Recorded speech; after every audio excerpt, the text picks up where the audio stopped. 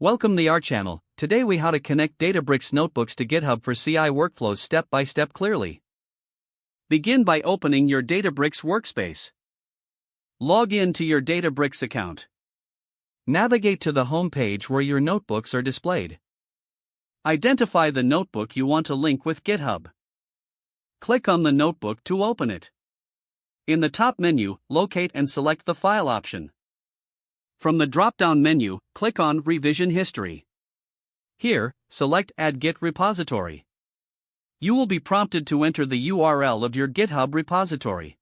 Open GitHub in a new tab. Navigate to the repository you want to connect. Copy the URL from the address bar of your browser. Return to the Databricks tab and paste the URL in the prompt. Optionally, enter a personal access token if your repository is private.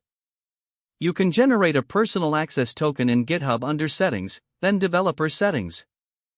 Once the URL and token are entered, click Authenticate.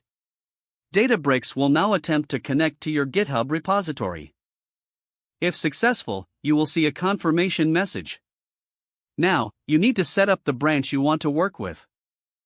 In the same prompt, specify the branch name, usually main or master.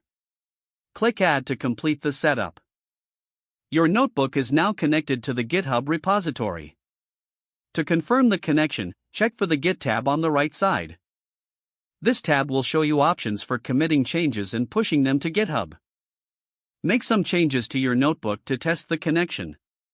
Once you're satisfied with the changes, click on the Git tab. Select Commit to write a commit message.